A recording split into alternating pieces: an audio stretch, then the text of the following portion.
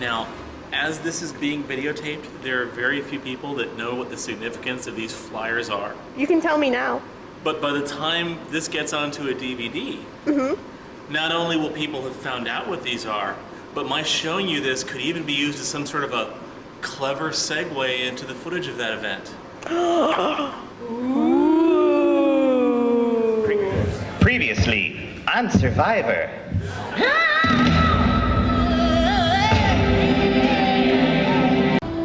Tank, I need to know how to build a luxury high-rise hotel using nothing but bamboo, coconut husks, and twine made from human hair. That's it? Got it. Rapunzel, come here. Now only 5 remain. Join us for the next episode of Survivor Tatooine. Hey, Frodo, how's it going? You can't have the ring. It's my bird. I don't want your ring. Well, you can't have it. I don't want your ring. If I wanted a ring, I'd just ask for one. What? What? Tank, I need a ring. See? It's my bird. Dude, you are making it everyone's burden. Frodo! You have stolen my foot cream again! You filthy little hobbitses! I won that foot cream fair and square in the last reward challenge. If I can prove it was you who stolen it, I will kill you. Not the ring. What is his deal with this ring? I don't know.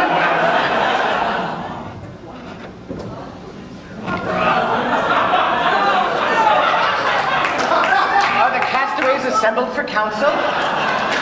I see one of the contestants is late. I don't mean to be rude, but I am not late.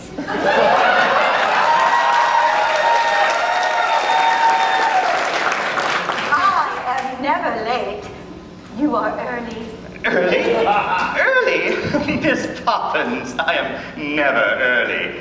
Why, I have the time right here. It's not important right now.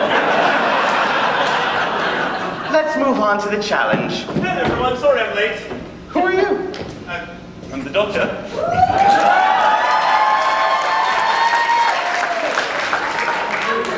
No, you're not. Yes, I actually am. You don't look anything like the doctor. He wore a leather jacket, had big ears, and said fantastic all the time. Fantastic. Yeah. Hey, you don't really look anything like Elijah Wood, but I never held it against you.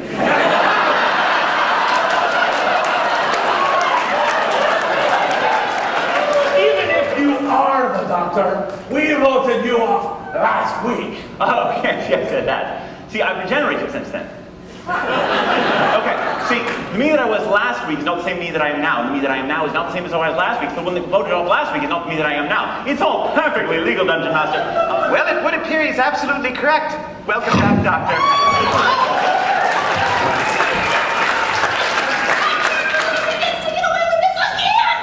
That guy has more legs than a cat. Yes, I do, actually. Let's get back to the challenges. In the past, you've found it very simple to defeat our challenges. Rescuing a maiden from a fortified castle. Flying a B-212 helicopter without previous flight training. And fighting a herd of animated penguin waiters while riding a warg.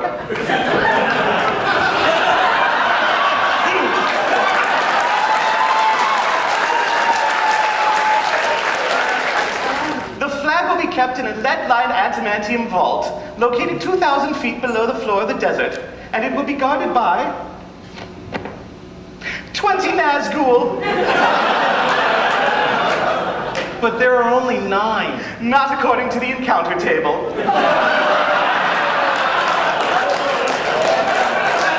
The entrance to the vault will be guarded by a series of diabolical traps created by Dr. Anton Fives.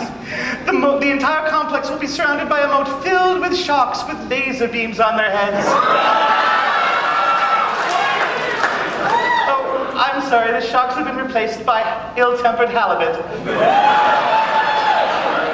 But they still have laser beams on their heads. You will have 1 hour to complete the challenge. Any questions? No. Any questions at all? No. No, you said we had an hour. I can solve any problem in an hour. The point is, he's right. There is no ring, it went in the volcano, it's gone. If it was the one ring, there can't be another one, now can there? No! It's my precious ring. It can turn me invisible. See? Can you see me? No! But I can still see where you are because I can still see your clothes.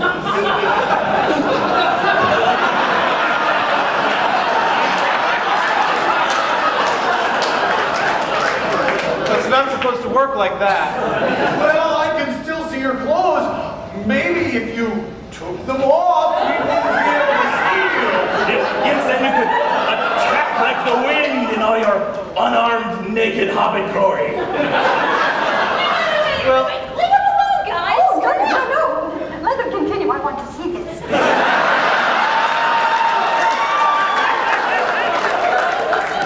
I can't believe she's the only woman left on this island. I can see your cloak coming off, but I can't see anything underneath. It's so spooky. Look, hey!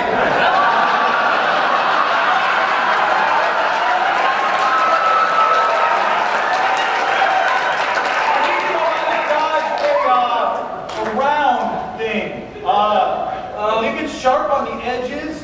It's kind of like a frisbee, only you know the thing that has a big hole in the middle? No, it's not a jar. It's ow.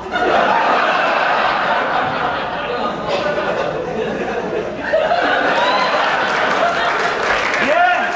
Now, finish him! No, I've renounced killing. Oh. For the most part, it's complicated. What do there is, of course? I am sick and tired of these moronic cats. No single one of them is practically perfect in any way.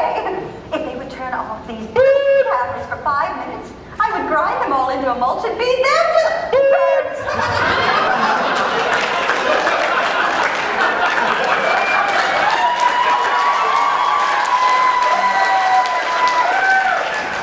We have to stop fighting amongst ourselves. Turn those frowns upside down. Yes, yes. Smiles, everyone. Smile. We need to find a way to capture the flag. I would have been back before I left, but that would have been showing off. You won't believe what they have planned for us next week. Well, the votes are in, and it appears that Neo is the one to be voted off the planet. Sorry, Neo, but it was unanimous. Wait a minute. Unanimous? I don't know what I was thinking.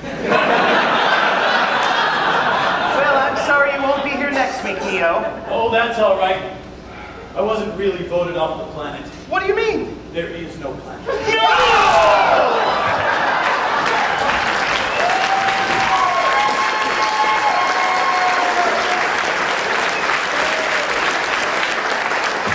Welcome back to CONvergence.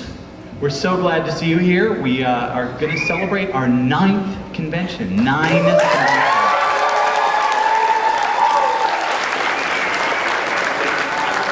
And you would think that after 9 conventions we would have figured out how to memorize our lines, but...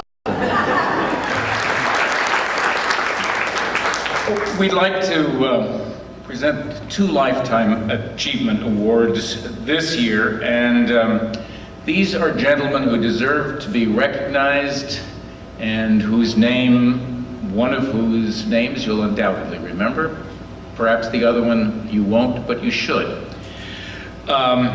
Since Ray Bradbury was the author of Dandelion Wine, one of the winners of this year, we decided it would be appropriate to give Ray, who will be 87 years old this year, a Lifetime Achievement Award, since in particular in audio, the brilliance of his early audio productions on Dimension X and the programs in the 1950s really raised all radio science fiction, audio science fiction to a great height, and fantasy as well.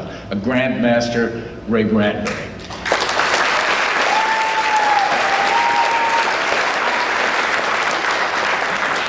Hello everyone, this is Ray Bradbury, thanking you for the Lifetime Award. Minneapolis is my favorite place. It's a beautiful city. I wish I were there with you, because one summer I was there a few years ago, there were a billion dandelions everywhere, and I wanted to run up and throw myself in the middle of the dandelions and roll like a dog. And a play called Dandelion Wine. So you see, I gather all my flowers and give them back to you, and thank you for this splendid award.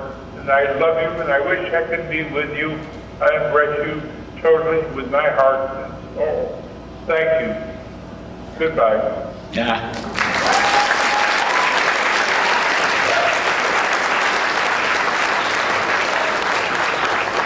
There are many of us who consider ourselves, and that's because Ray has invited us to be his sons, and I'm very proud to be one of them. I met him first 55 years ago, and my life has never been the same since. The second of these Lifetime Achievement Awards goes to Norman Corwin. Norman will be 97 years old this year. He has been teaching journalism at USC in Los Angeles up until last year.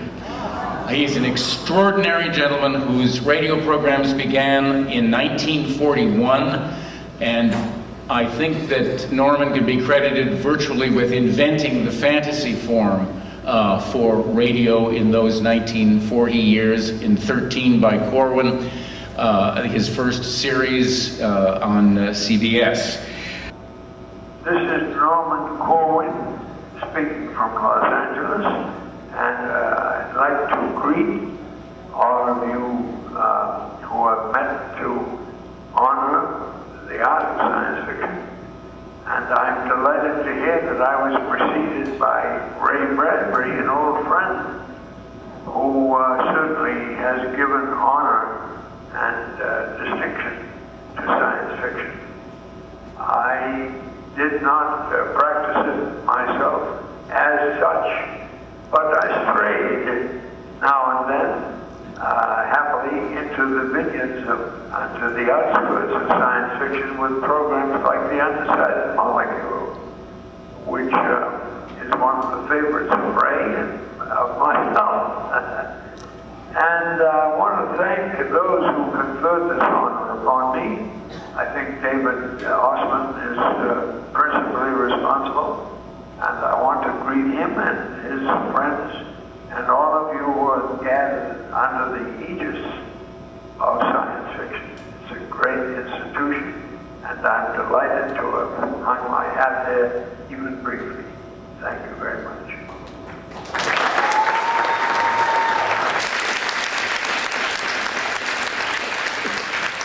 My father and my grandfather, Ray Bradbury and Norman Corwin. Bless them. May they live forever. Thank you.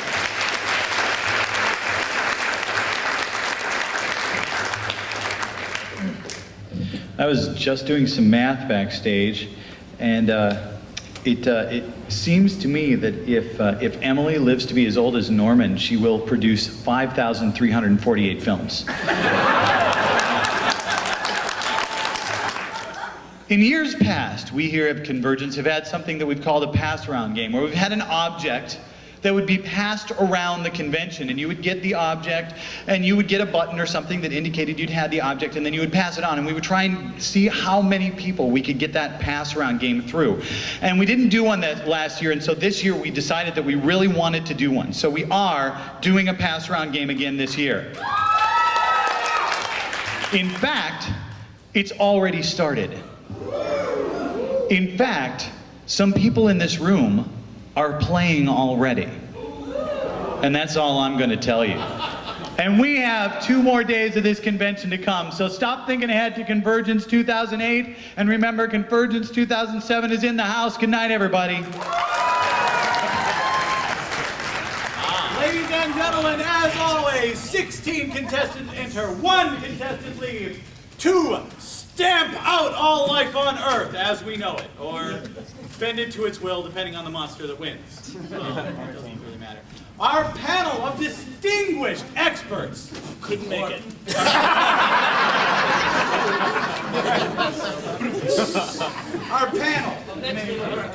Our panel consists of returning guest of honor John Kavalikli.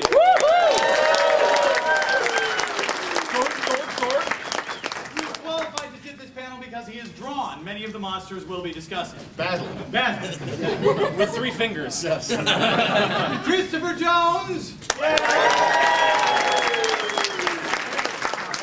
Who is qualified to sit this panel because he makes up the program guide that lists who will sit this panel.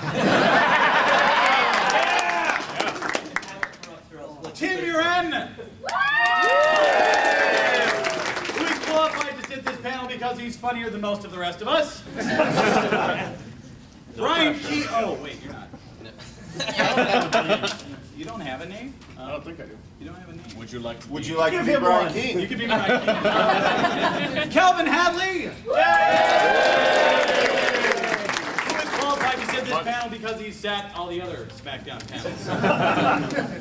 And Joe Scrimshaw. Who is qualified to sit this panel because his brother couldn't make it. Finally, we have guest of honor Brian Keane. Who is qualified to sit this panel because he brought the beer. Now, also appearing on this panel, we have, of course, the lovely and talented Melissa Kercher. Who has produced all the lovely graphics you will see this evening. Except that one. And you have me, and the reason I'm here emceeing is because I'm certainly in no way, shape, or form qualified to sit the panel. So, what we are going to do, ladies and gentlemen, for those of you that are not aware of the SmackDown format, we will put 2 monsters up here on the monster board. Our panel of distinguished experts will indicate in their opinion which monster will emerge victorious. And, assuming the vote is not a tie, that monster will move on to the next round. However, should there be a tie, seeing as we have 6 people, which was pretty bad planning on our part. Should there be a tie, we will throw it open to audience vote. Now, when I say audience vote, I do not mean shout out at the top of your lungs which monster you want to win. I mean that I will say the name of the monster, and you will applaud and cheer thunderously should you feel that monster should win. You will not boo, because booing can sound like cheering. I will then indicate the other monster. You will applaud and cheer loudly, hopefully only for one of the 2. And based on audience reaction, we will determine a winner. In the case that I cannot figure out which one of you, which monster has won, I will be the arbitrary tie vote. I'll flip a coin. Don't let that happen. It would be the worst thing possible. Now, we will take a look. Who are our first 2 monsters in today's competition, Melissa? We have the Wolfman. And we have Gojira!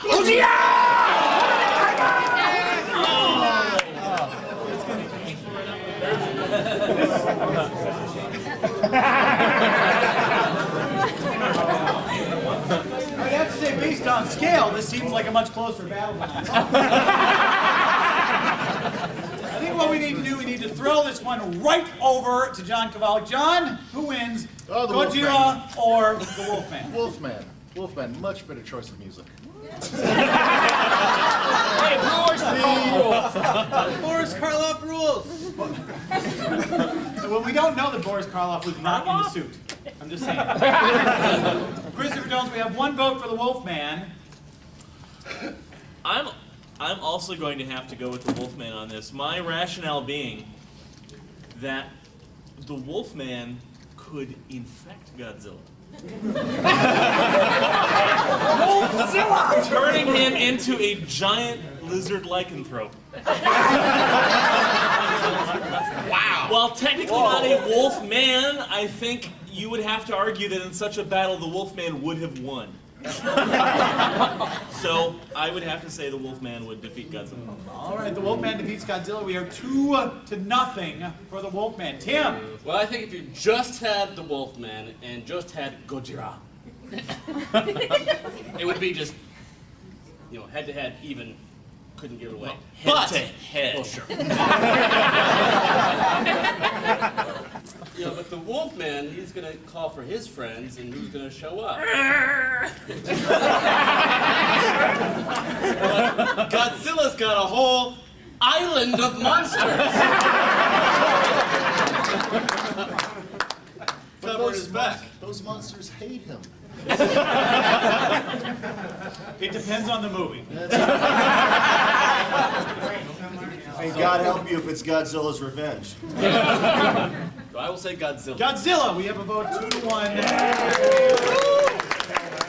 of the Wolfman. Kelvin, what do we got? Godzilla or the Wolfman? Godzilla, big lizard like. Big lizard can step on things, radioactive breath. Great lemony taste.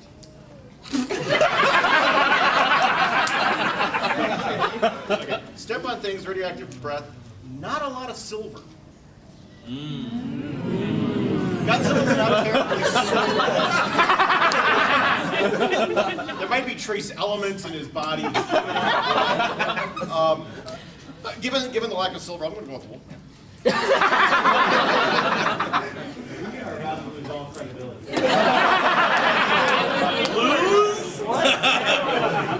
Joe Scrimshaw, 3-1 in favor of the Wolfman. Well, I've decided. Have you seen Bambi versus Godzilla? I just want to. I don't watch porn, Wick.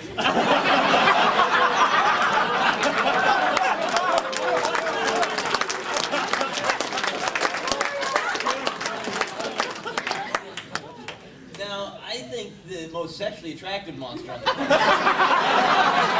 It's Jim. Thing number 2. Anyway, I think I would go for the Wolfman. Out of practical reasons.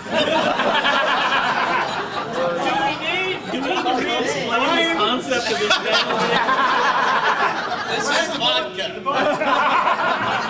Smackdown means different things.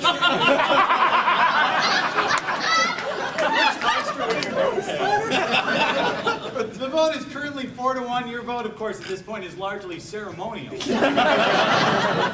Well, in keeping with what you just said, I would have to go with Godzilla because both women and lizards. I've always preferred Asians. So.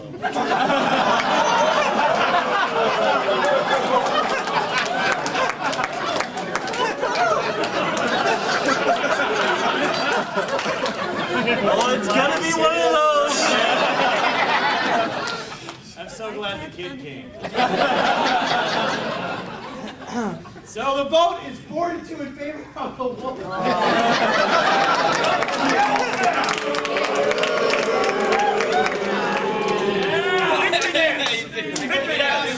Here's my foot, guys. Are there any members of the panel who'd like to change their vote? No? I'm not going to change now. Godzilla goes down. Very.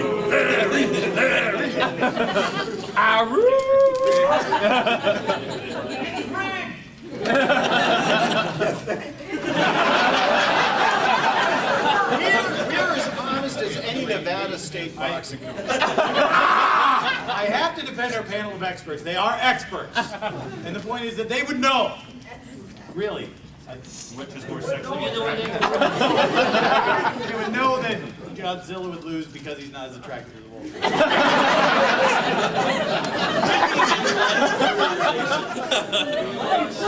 Our next two contestants are King Kong! King Kong! And the Stay Puft Marshmallow Man. Stay Puft!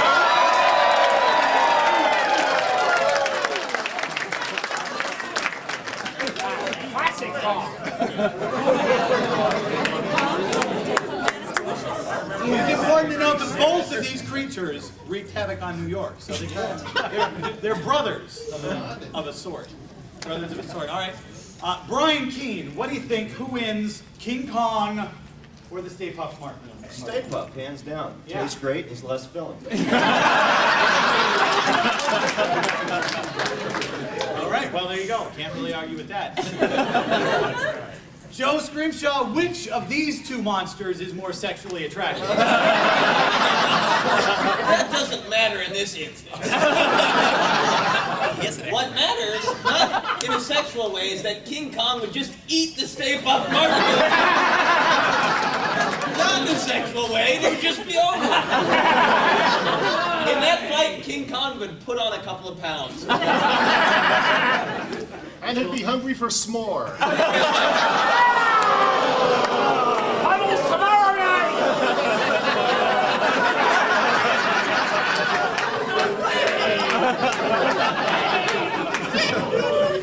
All right, you're on warning, Kavalik. Calvin, the vote is 1-1. Stay Puft Marshmallow Man 1, King Kong 1. Your vote, sir. I'm just wondering what an unlicensed nuclear accelerator would do to King Kong. Keep wondering, man. Well, I am going to go. if you brought that up with Peter Jackson about 2 years ago. Yeah. I'm going to go with Mr. Stay Puft. He's a sailor in New York.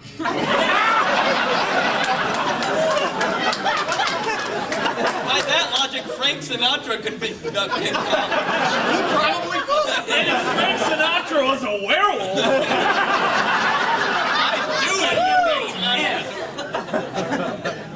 Alrighty, well, Tim, 2-1 in favor of the campfire guy. King Kong, the white man done you wrong.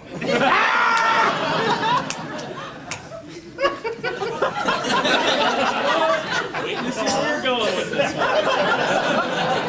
I have a feeling he is too. No, I think the Stay Puft Marshmallow Man can't pull this one off. There is but one thing that can beat the beast. Beauty. And I've never been so desperate that I would go for the 40-foot tall Marshmallow sailor. I would not call that beauty. You've never been I to would say Baltimore on King Saturday Kong. night. King Kong. 2-2, Chris Jones. 2-2. Stay Puft, King Kong. Stay Puft Marshmallow Man appeared in Ghostbusters. Fine film. But only the one film. King Kong, 1933, classic. Remade by Peter Jackson. Remade in the 70s. Not really. So the Stay Puft Marshmallow Man. Sequel to the 70s film. Yes, he didn't die when he fell. It's fascinating. You need to see it. And fought Godzilla. This is a champion. This creature comes back to battle again and again. I give it to King Kong. King Kong! King Kong! John Kavalik, King Kong 3, Stay Puft Marshmallow Man 2. Vested interest in this? King Kong was beaten by Jack Black.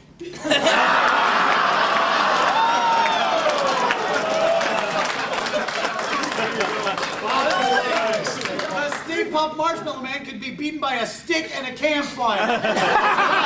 But nobody had large enough graham crackers, so I'm going for the Stay Puft. Technology has not built a graham cracker large enough. It's on the edge of science. I'm going for the Stay Puft Marshmallow Man. A sufficiently large enough graham cracker would break under its own weight. You go to the same guy who built Gingy. Yeah. So by extension, you're saying The score is Bill 3-0. Murray could Give beat it Jack up Black. to the audience. I would vote for that. Ladies and gentlemen, does King Kong win?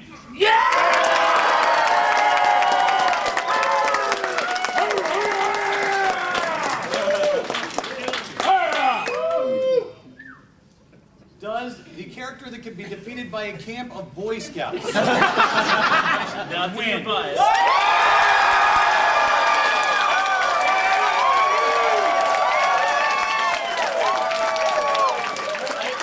think a lot of that was booing.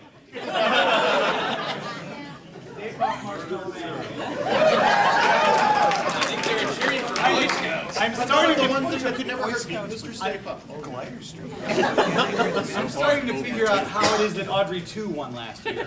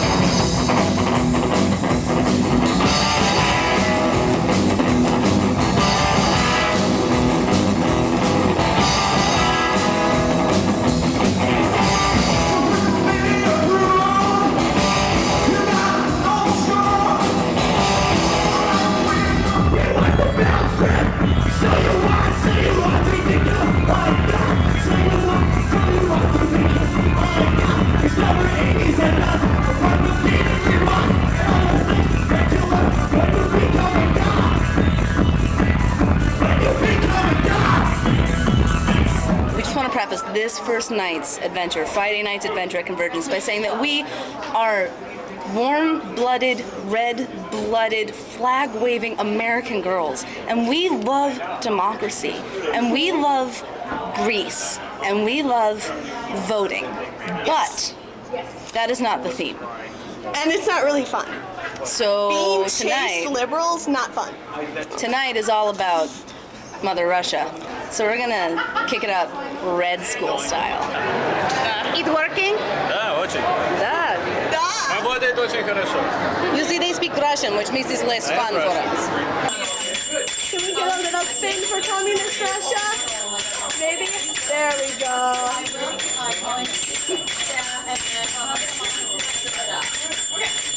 Excellent.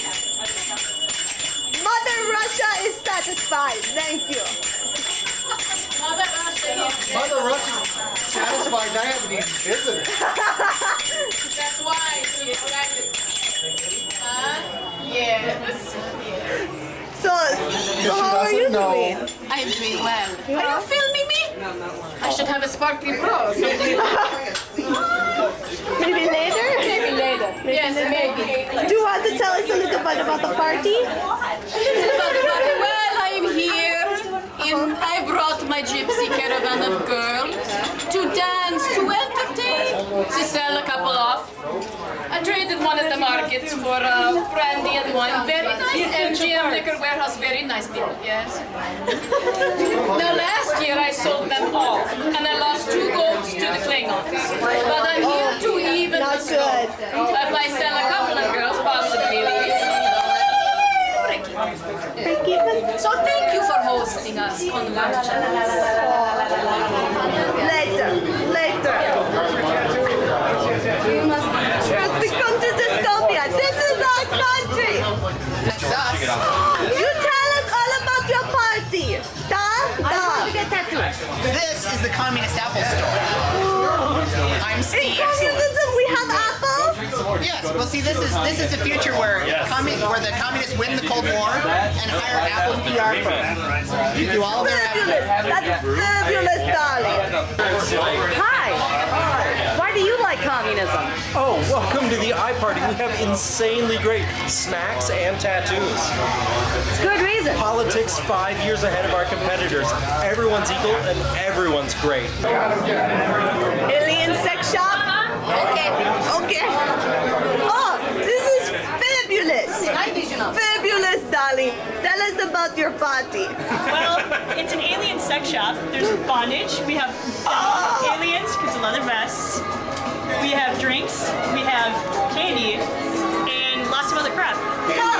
You the wonderful illegal drugs they have for our perusal.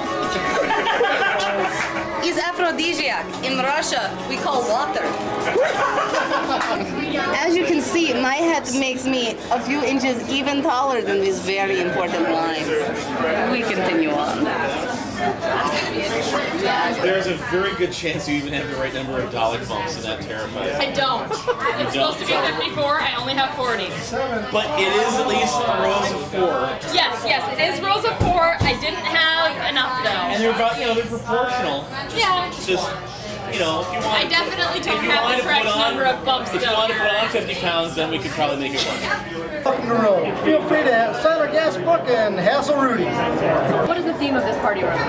Smoke is the relentless outworld garrison, and we're here on R&R off of a deep space mission. And how long have you had this room before, other years in the past? Actually, we had the room identical to this across the way for numerous years. And I know you have a charitable cause that you are benefiting. We have Pets for Pets that goes to the Minnesota Humane Society, and we have a food drive for the local food shop. Excellent. Every year we choose a different animal shelter. Great. Come in, play poker, have some munchies, have a few drinks, just have a good time and relax. Great. And don't get too drunk because you might end up on a ship somewhere. So, are these the droids we're looking for? No, these are not the droids you're looking for. Nor am I the old fossil you're looking for. Why did you tell Luke that I can't do this? Did you? This is lovely. Did you make this yourself? Actually, my cohort in crime here, she made it. And she just sort of drags me around, dresses me up, takes me out. Oh, okay, I see. No, so is Star Wars the theme for this year? Do you have different themes that you do? Well, whatever theme she chooses is the theme it's going to be. Come here. But these are not, we've had these costumes for a while. I think we've done this For 4 years. about 3 or 4 years. But everybody recognizes him, and there's always new people that want to get their pictures taken.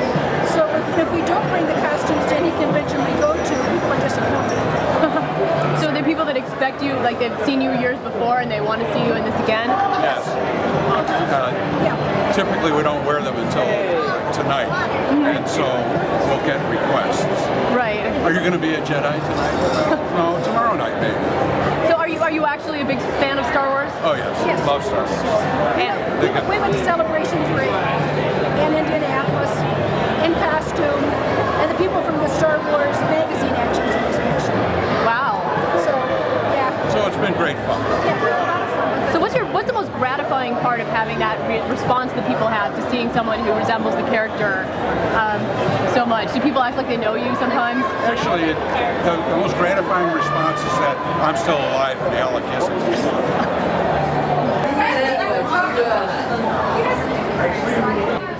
Just a moment, I think yeah, can you demonstrate order some popcorn. First, one order of popcorn, please. We just came during the day. And then we decided that most of the people so we got Oh my God, it's amazing.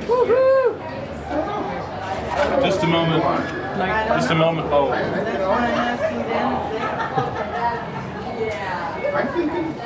Returning trays, replicator.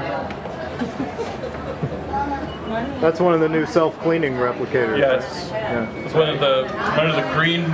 We're trying to go green here at the Nokomis. We're trying to recycle. It's a carbon neutral replicator. Well, can we order something? What have we got here? What are our choices? We usually have the main course, which is our Jello food cubes, and then we give each customer a choice of trail mix, Chex Mix, or popcorn. And then what we do is we take our food order cards, which are programmed to work with the replicator, and we just speak directly into the replicator what we want, and then we get our order in a few seconds. It takes a few seconds for the replicator to process the order. Well, we'd love some Jello cubes. Can we order some of those? That'd be great. Oh, go for it. Jello cubes, please. There you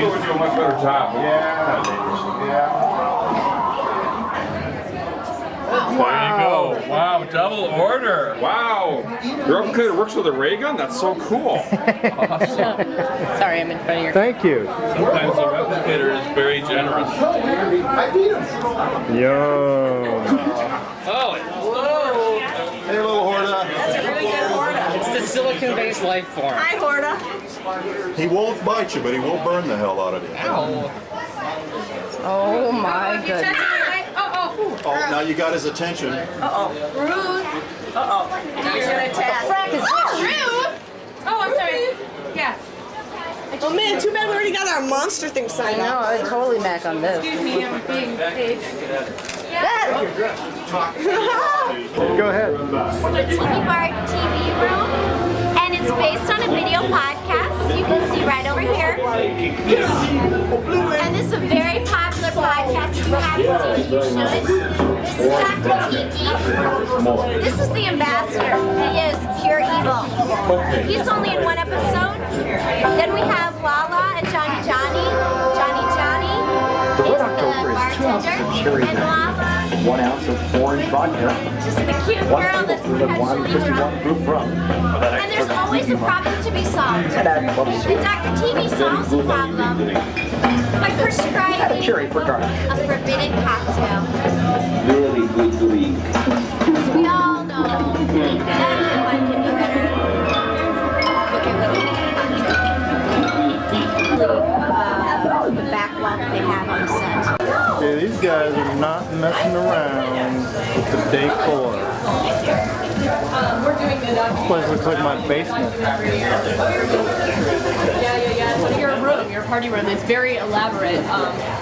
The room is nightmares this year. It's from our theme, the dreaming that we're doing the last, I guess we've done it, 4 out of the last 5 years. And it's kind of funny because we get different reactions from people. Some people understand it and other people don't. So that's really kind of interesting. And I had a little 5-year-old boy yesterday tell me that he got it and he wasn't afraid of anything anymore except for heights. He conquered all his fears. So what's the inspiration behind this room for people who don't know? It is from Neil Gaiman's Sandman comic series. Something that was really popular in the 90s. He's more known as an actual novel writer now than a comic writer, but that's where he started really. So that's where it comes from. And the great thing is there's so many stories within the Sandman that we have an endless amount of themes forever.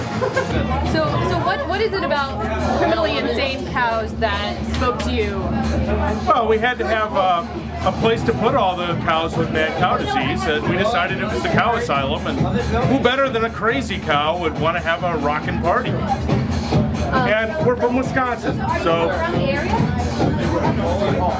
What's your favorite thing about CONvergence, one of the things I love about CONvergence is that they're really open to parties, doing their own thing and playing it their way, and they're willing to let us flex a little bit on what we're, what we're about.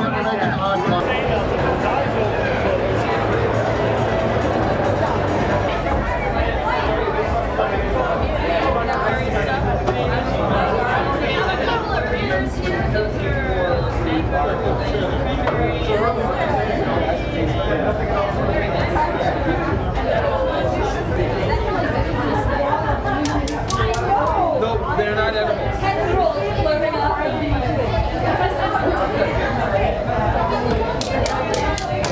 I found my next best friend. She's calling it. What? I can't even read that and I know what it says. Hey, look! This looks like an alien.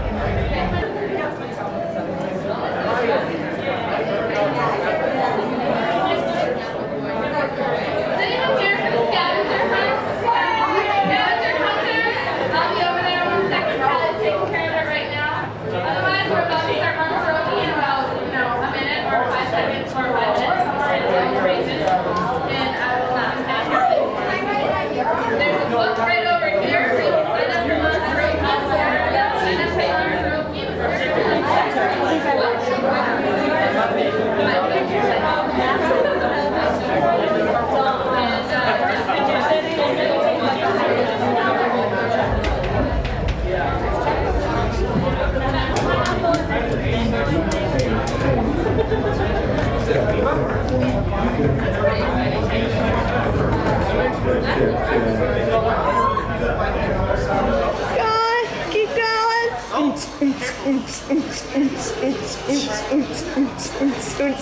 I love how no matter what costume you are in, you can tell who's in it by the booty bump. It's the same. Are we loose? Are we loose? Arms up. And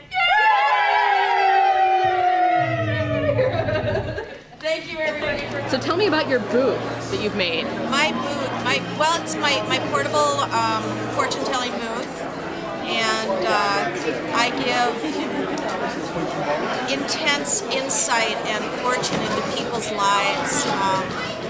So really, a buck is a bargain. Awesome. Can you stand up so we can see how your booth works on the video?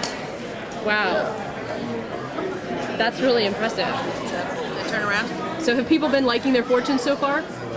No, well, some yes, some no. There's some not so good fortunes, so. So, what sort of anarchy did you have in mind? I don't know. I was told that there were triples here. Oh my God, they're so cute. Were you already on our hot chick tour? You can be on it again. This is Bridget. She's hot chick number. What hot chick number do you want to be? Pie? Yes. This is hot chick pie. Not 3.14. Pie. The whole deal, baby. So please, hot chick pie, tell us what are your turn-ons and turn-offs? Turn-ons are intelligence and money and good looks and money and money. Okay. And turn-offs? No money? Everything else. Everything else? Awesome. Do nice little spin again for us. Get a little booty boop in there. Oh yeah. Love it. Love it. So you made everything, right? Oh yeah. I love you. 3 days later, I'm standing around on Pathfinder. I'm the only woman in this group, and you heard this story? No, I was guessing actually. There's all these men, And I'm at least 6 inches shorter than them all. I probably have 50 pounds less than any of them, and that's the skinny guys. And I finally realized I'm standing there, I've got my hands tucked in the back of my pants, and I've got my jacket spread out around me. Oh, and I'm okay. going, wow, I'm fluffing up, okay. I see what I'm doing. It's like, okay. And then I start saying, so what am I, am I feeling insecure, and that's making me do it, or am I trying to, to spar for position, or, it's just... You're just trying to keep them out of your space. No. That's one thing that I have noticed. There are two kinds of geeks. There are the geeks that do invade your space, and there are the geeks who are fanatical about staying out of it.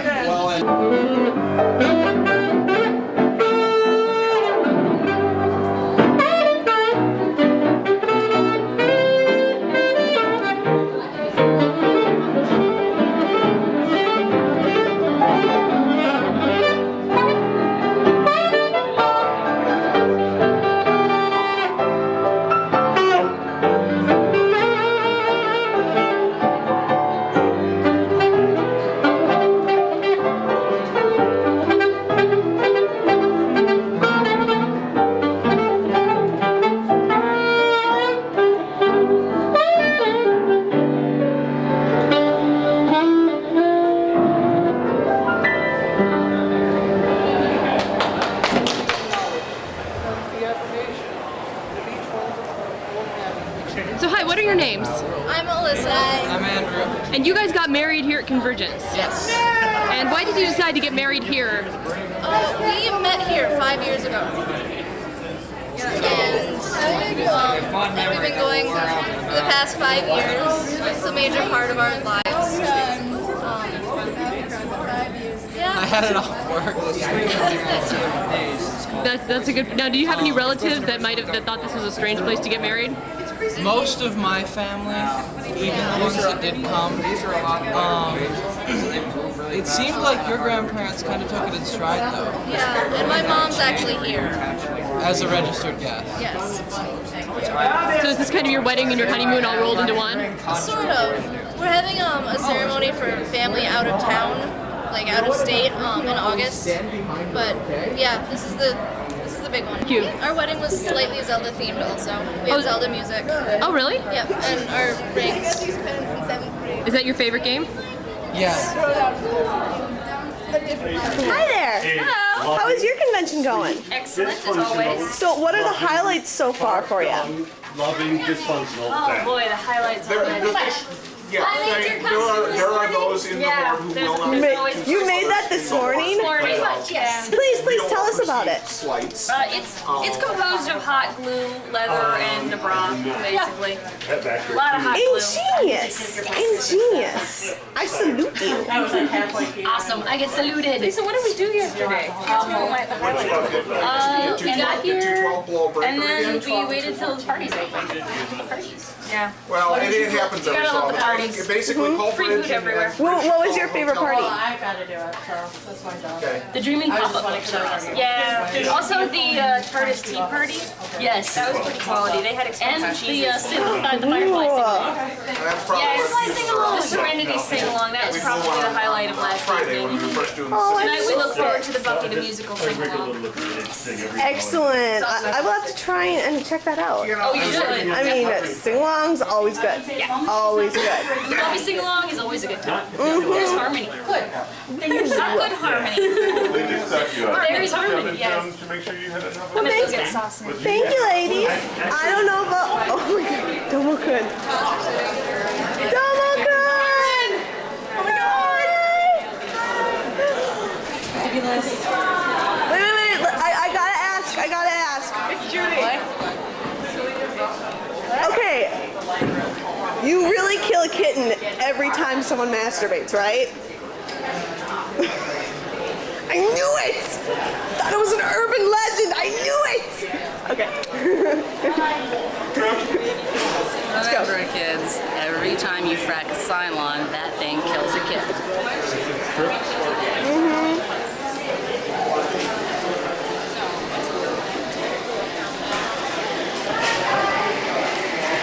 Reach your hand. That's what I thought.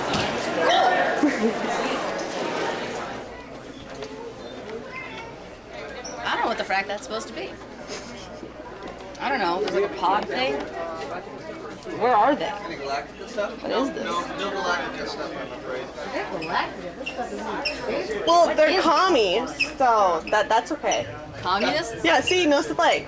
Oh yeah, that. We're down with the commies. What's that? Yeah, that's the Russian lunar lander. Alright.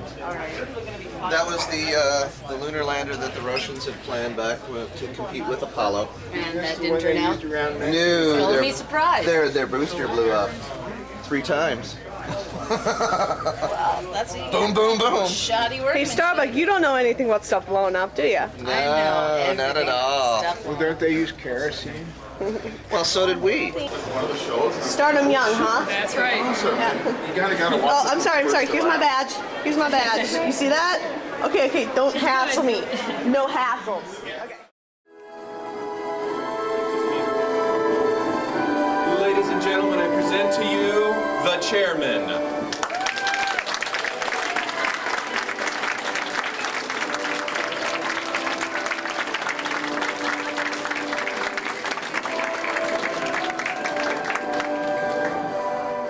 Thank you. Ladies and gentlemen, I am very pleased to be with you here today for another annual episode of Iron Artist, where we bring together some of the greats and some of the not-so-greats of the art world to compete here in our stadium in front of you, our audience, to create what they claim is art. Let me introduce you today to our artists. Sitting at this end of the table, Iron Artist Light Bright.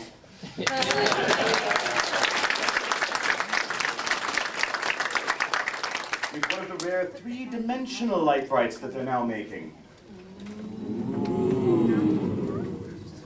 Next, we have Iron Artist This Space for Rent. Obviously a real artist. Next, we have Iron Artist Muskrat.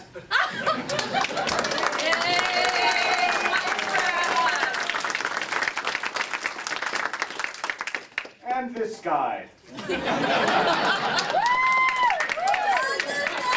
Artist Christopher, no, please don't call me a hack, Jones. Look, I write for DC Comics. No, really, please, the Batman strikes.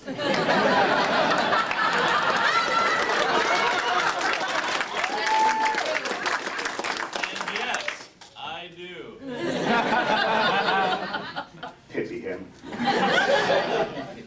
And here, for the first time competing in our humble arena, Iron Artist Furry. Do you have something you'd like me to know? The name's apropos. Well, there you go. Now, we spare no expense for these artists. We bring them here on their dime. We give them this table.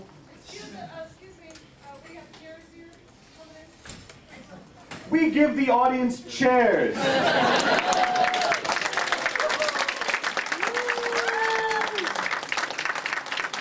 And in this case, we give them paper. Not just any paper, window power. Not affiliated with Microsoft. That's good, so the paper won't lock up spontaneously. I imagine the two of you will need a page. Well, we'll be okay with the corrections. I don't mind being insulted, but I like to understand it. It doesn't happen very often, does it? When you go outside the lines, we can give you more paper. Now, still waiting. Are we? Now, standing at the end of this table is my assistant, the lovely and talented and oh my God, what are you wearing? I just wanted people to notice me, but then I saw what you were wearing, and it's pointless. Yes, well, I shop at only the highest end stores.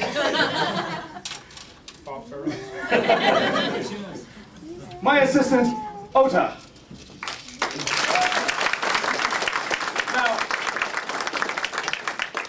if we just had these artists create in a vacuum, that's all we would get, vacuum. But instead, we like to make fun of their we like to judge their vacuum. With our panel of judges over here, would you like to introduce yourself? I am Dracula. Now, don't be afraid. He has agreed to restrain himself during the contest. Afterwards, you're on your own. And he also restrained himself 2 years ago, so we're lucky to have him back. And at the other end of the table, returning for the third time, I need my cue card. The amazing international singing sensation, now with acting capabilities and a line of merchandise, Heidi Fujiyama and manager Sama.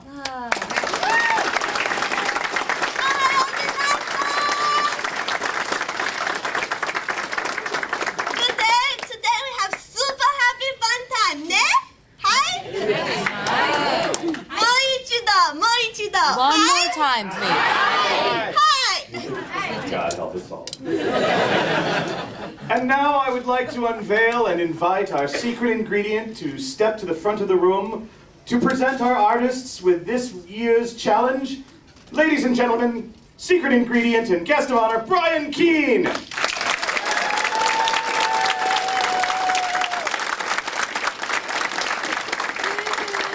Thank you. And I am honored to be here and to be inspiring all these wonderful artists, and of course, Chris. Wait a minute. You're the secret ingredient. This is going to be something you wrote. Hey, Batman, boy.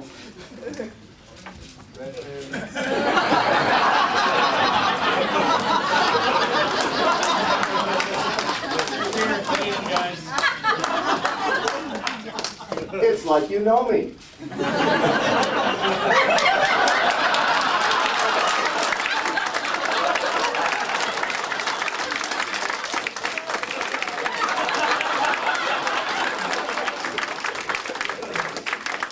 Okay, I narrowed it down to 2 choices, but I am going to need help from the audience, and we're going to do that by you making noise. The choices are Cthulhu? Or zombies?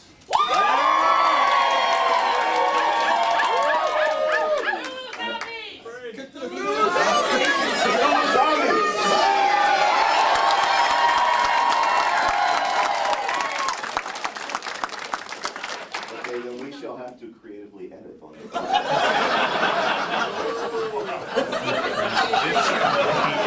I thought I had to get better after last year. No, but maybe shorter. Okay, I'm going to read a quick excerpt from my forthcoming novel, Dead Sea, which will be in stores next month. End of plug. The excerpt is found in the back of this book, Ghoul. It's a short paragraph with zombies, and maybe we'll throw in some Cthulhu there somewhere. It started with the rats. They swarmed out of the sewers about a month ago. Well, maybe swarmed isn't the right word. Swarm indicates speed, and the rats were anything but fast. The first attacks took place in New York City during the evening rush hour. Imagine it, sidewalks bustling with activity, the crowds of people rushing to catch subways and trains and buses, streets choked with gridlock, taxicabs weaving in and out of traffic, horns blaring, manhole covers clanging as trucks drive over them. And then, in the middle of all this chaos, the rats slowly crawled out of a sewer grate on 31st Street and attacked people, climbed up legs, raped at stomachs with their sharp little claws, sank their yellowed incisors into cheeks and thighs and necks, anywhere they could find a soft morsel. The rats fed. And the rats were dead, I should mention that. Wasn't weird enough that the rats attacked commuters. They were dead rats. Guts hanging out, limbs and tails falling off, and big ulcerated wounds on their sides infested with maggots, rotting meat on the run. And they also attacked a guy wearing Cthulhu bunny slippers. Now,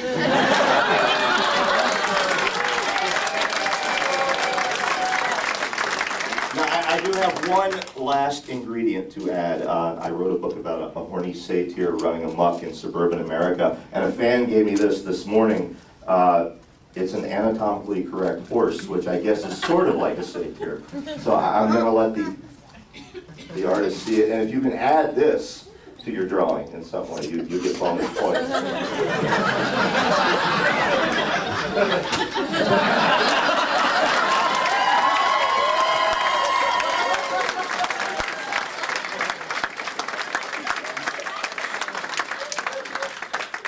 Ladies and gentlemen, Brian Keane.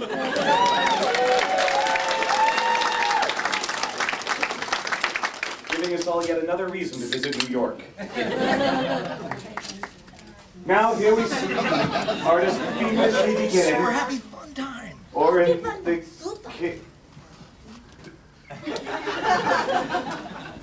she has lights. Or in the case of iron artist, dear God, I don't want to go through that again. Staring blankly at a piece of paper, praying for inspiration, and knowing it just won't happen. The sad part is it doesn't stop them. I feel such love. That's your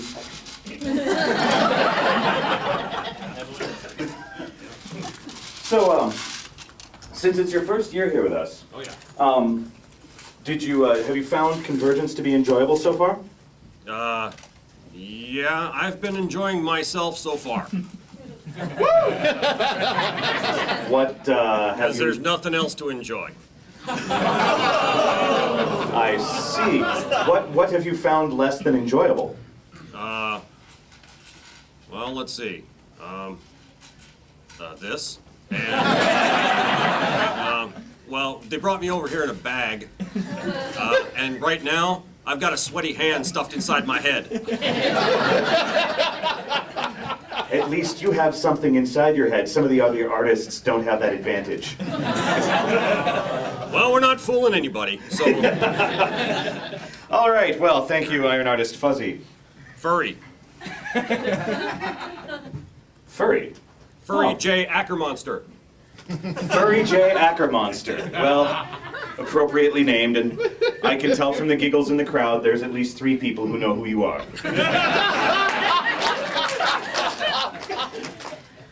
Before we go to the judges, Ota, do you have any first thoughts on what you're seeing? Well, so far I have to say I'm delighted at what Iron Artist Lightbright is doing because it doesn't involve food or possessed demons or Play-Doh or or terror. Ow. All right. Well, so welcome to Iron Artist, Brian. Thank you. Regretting it yet? Oh, yes. Then our work here is done. So, Dracula, we had wanted to have you back last year, but you cited other engagements. What kept you from joining us? Well, there was, it was some real estate trouble. Real estate trouble? Yeah, there's something about the lease on the castle was up. That's unfortunate. What did you end up doing? Well, it was kind of a tough couple of weeks. I was staying in the hotel. Really? Isn't that a little uncomfortable for one in your condition? Oh, you tried telling me that. Well, yeah, it was tough. It was,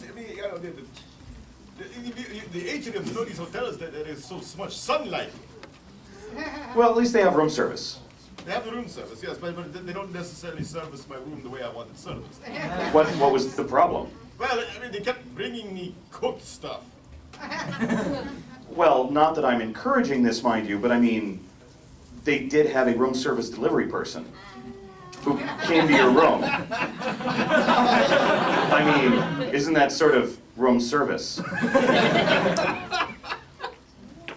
See, look at it this way. If I kill the room service person, they may not send another one. Well, maybe just not kill, just, nibble. I got more minions than I can handle. Fair enough. I can't keep the name straight anymore. They've built up a bit over the past 5 centuries. Just call them all Renfield. It's tradition. Hey, Renfield, and then I got 500 guys coming up to me. What? How did that happen? Okay, good point. So,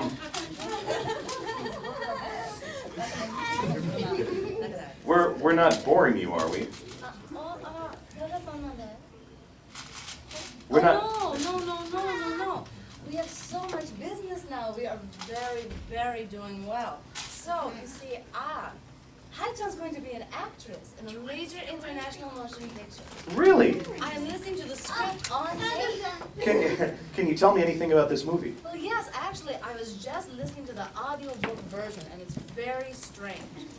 It's about this worm that is a king or something, and it burrows underground and infects things. I don't really know. It sounds sort of chintzy, but I think with the money that we have, we're going to be able to get some really good rubber costumes to put people in and have them run around and burrow underground. And I mean, I don't know where we actually got this from. We're paying no money for it, so somewhere someone's getting screwed. But it's going to be Really? Oh, well, whatever works. And what's Haichan's part in this? Empress worm? Empress something?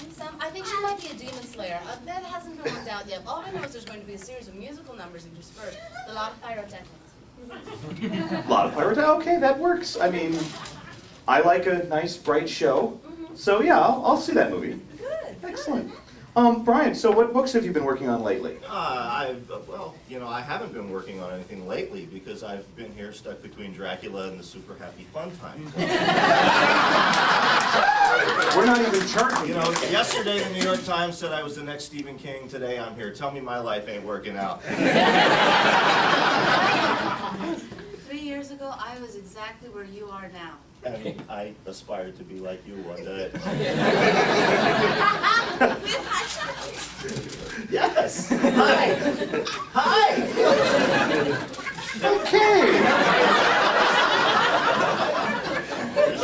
If I may ask the judge a question. Sama, you said that you have rubber suits available for Haichan's new movie? Good. Iron Artist, yeah, your next job's all ready for you. Because God knows you're going to need it after We this. only want people with talent.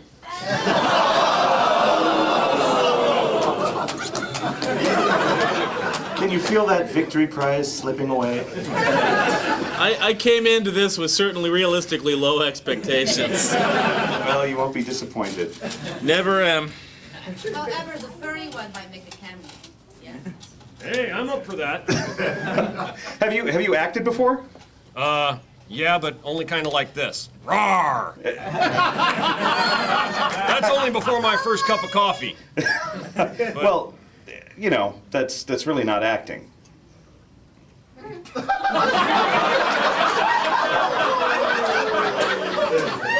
This from a guy dressed like, a couch?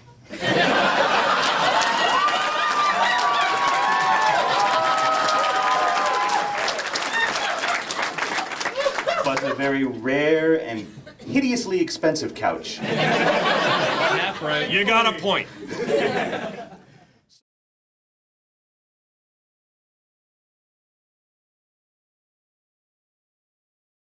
As we live in the year 3007, we enjoy a world free of hunger, war, and famine.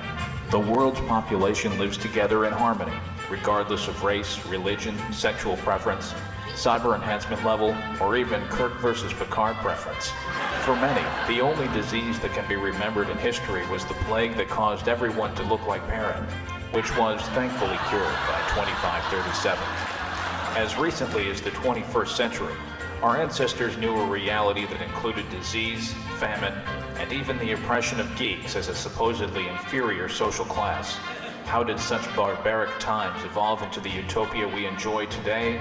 Every child in school knows that the model for today's society was a revolutionary entity known as CONvergence. The legacy of CONvergence is everywhere in our modern world. Since all residents are con-registered for life at the time of their birth, badgers are now a mostly ceremonial position. Another convergence-based tradition is Earth's Global Operations Center, the central nexus point for world communications, weather modulation, and emergency response services. It is still known to most simply as the Bridge, and it's still available at extension 7215. But what was the convergence of old? How did it begin? And how did its principles take hold and spread around the world? How did we find ourselves on the path to CONvergence? In the next few minutes, we will examine how a convergence of creative minds and dreamers from among our ancestors created the model for what would eventually become the utopia we enjoy today. Much information about the early years of CONvergence have been lost to history. We know very little about its genesis, although we do know that it began as a convention for fans of science fiction and fantasy, held in the North American Midwest. It was held only once annually and lasted for 5 days. Guests included writers, artists, actors, and world leaders. Here, a guest of honor from 1939 signs an autograph for a young fan. But how did this all begin? From whence did the flower of CONvergence spring? It is believed that CONvergence was founded by Professor Maxwell Misfiddle, an inventor and a reclusive mogul in the mold of Howard Hughes. Using pre-con monetary standards, Misfiddle was considered a billionaire. After the world economy shifted to volunteer hours, the Misfiddle fortune was valued at more than 400 million t-shirts, more than enough capital to fund his CONvergence initiative. Most sources indicate that CONvergence began sometime in the 20th century, but at least one indication has been found that CONvergence may have played a role in the American Revolution. Said one historian, "They were here, and they helped." We don't know the specifics of what role they played in this battle for American independence, but many believed it involved a robotic creation of Professor Misfiddle known as the Deep Impact Warrior.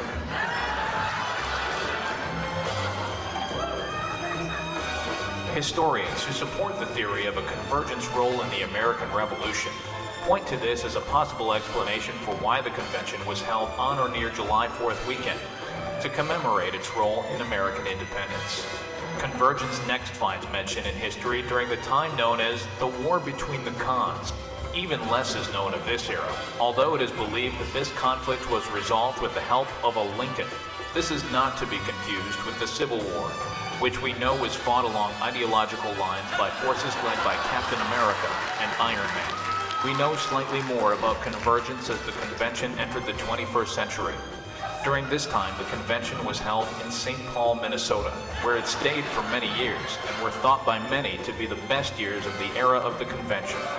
What was CONvergence of this era like? With a world population in the billions, CONvergence attendance was merely in the thousands. This CONvergence was not just a smaller version of the CONvergence we know today.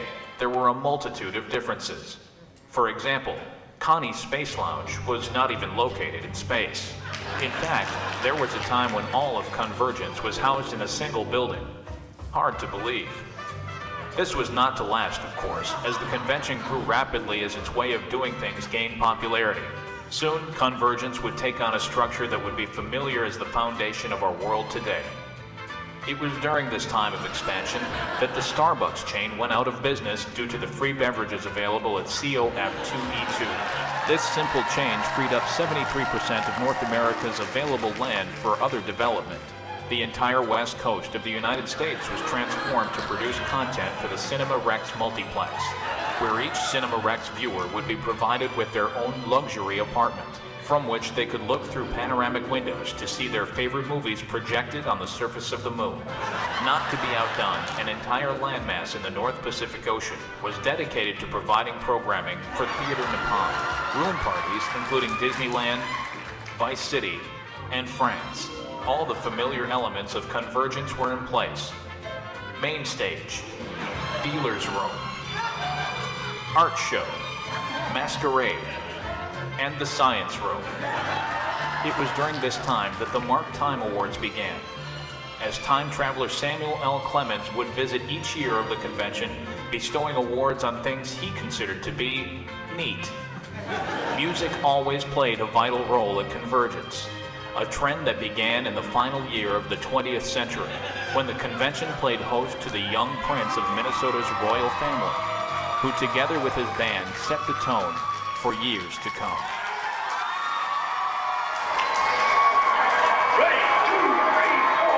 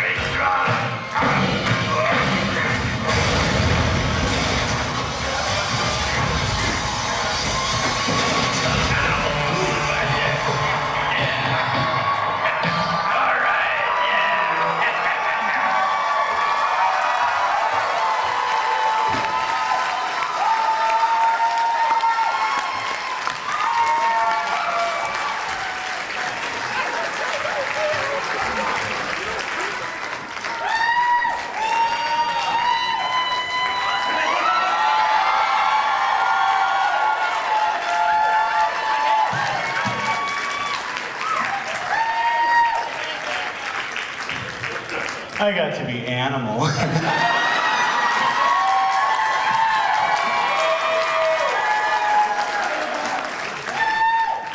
This is the greatest job ever. You know what my favorite thing about this is? Watch this. Next year's convention will be 4 days long.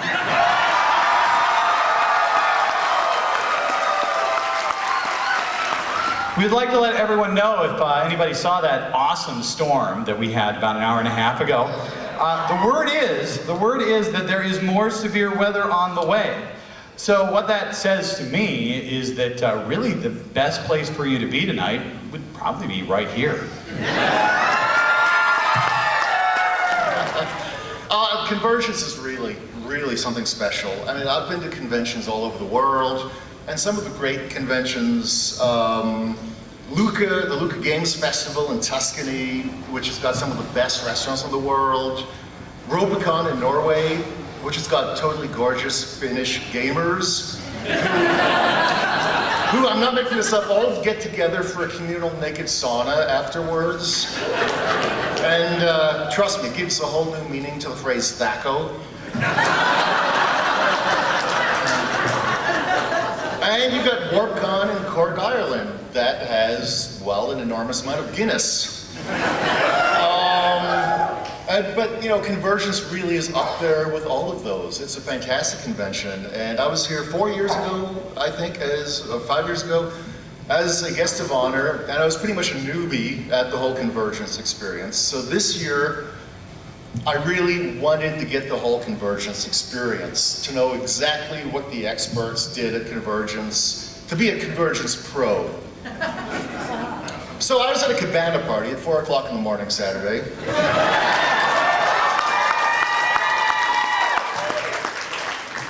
And I thought to myself, are there any gamers in the audience? I thought to myself, what CONvergence needs is some of its own Munchkin cards.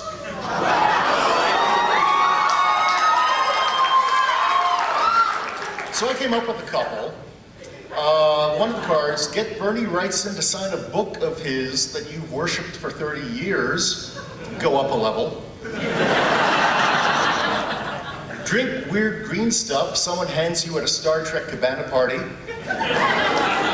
Lose your pants.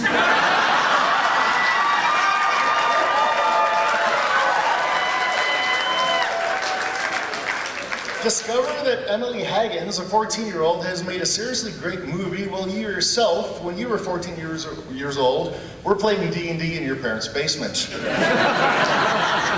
Lose self-esteem.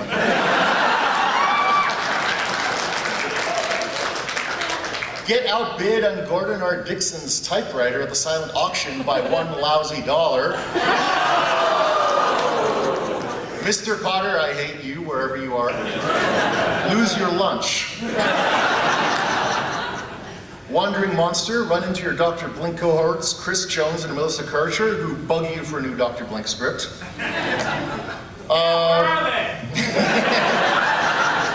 Watch a half-naked Star Wars dancer girl make out with another girl on the floor of the bar while you're trying to conduct a business meeting with your web designers after your last panel. Go up 2 levels.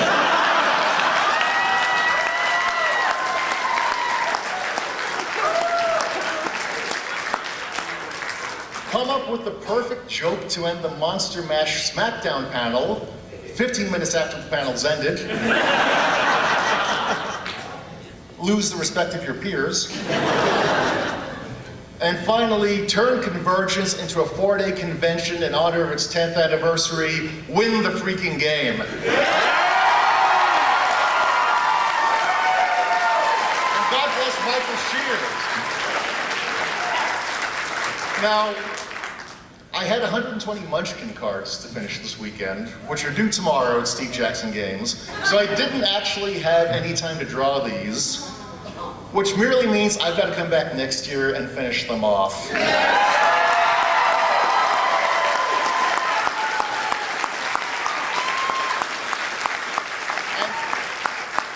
Seriously, you cannot keep me away from CONvergence anymore. This is fantastic. I really want to thank the CONvergence board members, the Misfits, everybody involved in this fantastic convention. And thank you, all of you, for making me feel so very welcome. It's been a wonderful weekend. And that was not a storm earlier. That was angels crying because CONvergence is over. Thank you so much. We made angels cry. Thank you for inviting me to come to CONvergence. Thank you all for just being so friendly and so gracious. I had absolutely no idea what this would be before I came, and you know, it's changed my life. And if it's at all possible, I'd like to come back on a regular basis. We get a lot of, I didn't know what it was going to be like, and yet they say yes and come anyway. God, I love it. Thank you very much for inviting me. This is wonderful. It was a convention I could come to without having to get on an airplane. You had no idea how good that sounded to me. You deserved a writer guest who was a little less crispy fried than I actually was, but I had a very good time. I had wonderful turnouts for my panels, great conversations, and thank you all.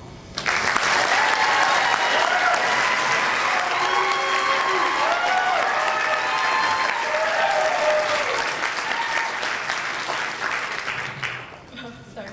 Did somebody boo? I thought okay. Thank you. We love you.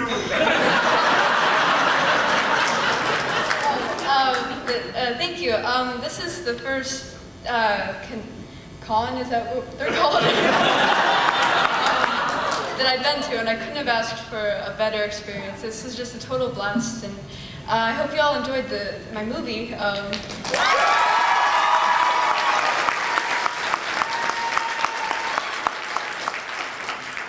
didn't hear booing that time. Good sign, I guess. Just like he did for SmackDown and Iron Artist, John stole all my jokes, so I'll be serious for a moment. I do probably 20 or 30 of these conventions a year, and I can say without a doubt, without hyperbole, this is absolutely the best con I have ever attended. And that is because in each and every one of you and each and every one of our staff, even Chris Jones, and if the restraining order against Tim goes through, I would love to come back next year. But seriously, thank you, and please give yourselves a round of applause, and the staff and everybody. Thank you.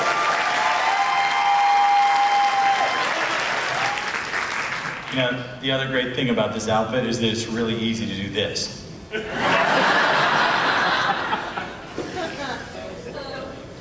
All right, at opening ceremonies, I mentioned that we had a pass-around game that we were playing this weekend, and I didn't tell you what it was. I just wanted to check and see how many people in this room are playing. Raise your hands. Okay, put your hands down. How many people in this room are not playing? Oh, you are so screwed. I don't know how that happened, quite frankly, because after about midnight on Friday, I couldn't find anyone to tag. I think it's actually because a lot of you are cheating. You didn't bother to read the rules. You just walked around and stuck red dots on everyone and went, For those of you that somehow missed out on the fun, our pass-around game was John Carpenter's The Thing. If any one of the individuals at this convention who were the Thing, and at the beginning of the convention there were 7 of us who were the Thing, 7 of us who were the Thing, we could infect other members of the convention if we could get them alone or in the presence of just other people who are already the Thing. And in doing so, we managed to infect, I think, about 90% of the con within 2 hours. Which I think, among other things, shows you why Kurt Russell is a badass. I am have just been told that before Wally Wingert left the building, he videotaped a goodbye message. And I've been told that that message will be available on next year's CONvergence TV. Sometimes I'm a real jerk. No, we actually have it queued up right now. Let's take a look. One last message. The battery's about to run out, so one last big message goodbye. This is Wally Wingert live from Minneapolis, St. Paul, Minnesota. On my way back to Burbank, having a great time at CONvergence 2007. Thanks so much for everything, ladies and gentlemen. I'll be back again next year. I'll see you then. Until then, mwah! That's it. We got the greatest tech people in the world. That wasn't actually Wally Wingert. Actually, that was Parent that we just did a little bit of CGI work on. But it looked so real, didn't it? But I want to give a special shout out to Megan, her mom, who has been just a real trooper. watching and helping her daughter get through this weird little thing we have up here. And about a year and a couple months ago, I called her and I said, "Hey, remember me, that blue-haired guy from Button-a-thon? Well, me and my friends would like to invite your 13-year-old daughter up to stay in a hotel with us for a weekend. What do you think?" We have a couple of special guests who would like to talk to you about the CONvergence survey. Hey there, everybody. Hi there. My name is Furry J. Ackermonster. Okay, 5 people got that gag. Okay, in a kind of an Avenue Q moment here, where I've been asked to come out and talk to you about the surveys and filling them out, because that's actually very important. It is. It's very important. It helps all the guys back here in the funny outfits. They put this con together, and they need to know what you think about it. So, in order to help me do that, I'm going to introduce my boss and the owner of Transylvania Television, Count Valdemir Lashak.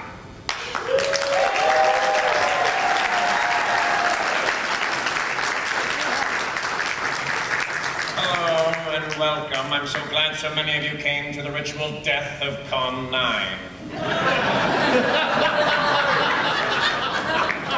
Perhaps some of you saw our little tidbit at the Rex Film Room for TV. Thank you, Mother. Yes, we're here to talk about the surveys, and I did want to apologize for the storm. Usually that happens when we appear in your city. Although, John, yes, I do know about the tears of angels. I've kept a few in cages over the years. Is that noise in the basement? Yes, I'm afraid so. Okay. Now, the surveys are very important, aren't they, Ackermonster? Absolutely. Yep. And filling out those surveys, like I said, helps these guys put on a better convention. And if you do, and you give them good input, you'll be helping make CONvergence number 10 the best CONvergence ever. Right. So comments like, "That panel sucked," does not work, you see. Not at all. It'd be more helpful if you had a couple more details, like, "This panel could have used, say, a representative from the cow asylum." Or more toast. Yes, more things on toast, please. Listing the ingredients that you'd like to see there. Exactly. Right. So, next year, we're going to have a fantastic con. I thank you very much for listening. So please, everyone pay attention. Look deeply into my eyes. You are going to leave and fill out a survey in the most complete... No!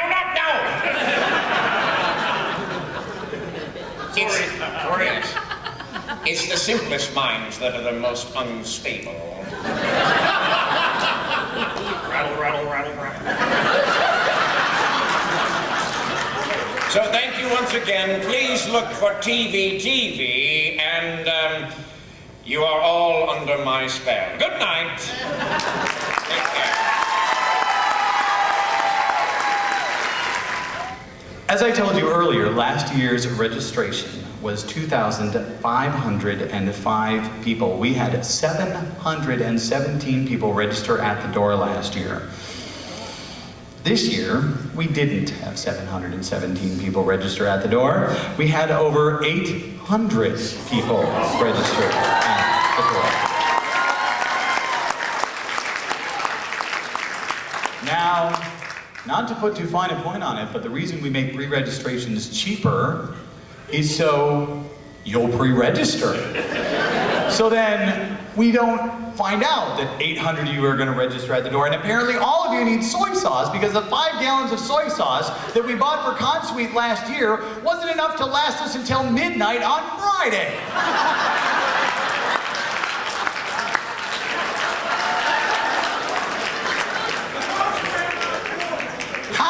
How much easier can we make it? There's a pre-printed form that we hand to you at the beginning of the weekend. It's super simple, but I gotta tell you, 800 people times $55 is a lot of money. Well, I can't multiply by 5 right now, so base 8, thank you.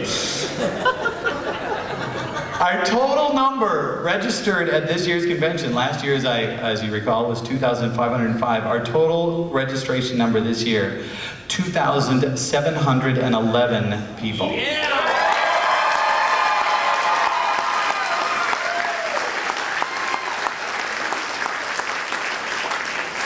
And of those 2,711, our warm body count was 2,595.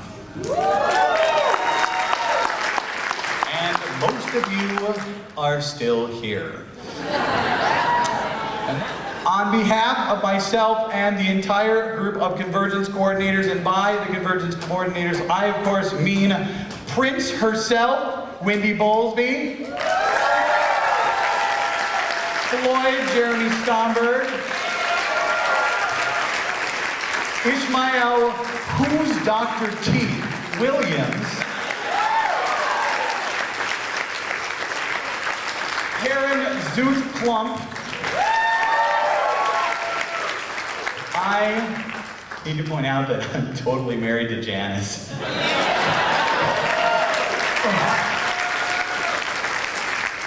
Pat Wick, and you are so cute and cuddly. Cute and cuddly, Christopher Jones. And Annabelle! Thank you very much, ladies and gentlemen. Thanks for coming this year tonight.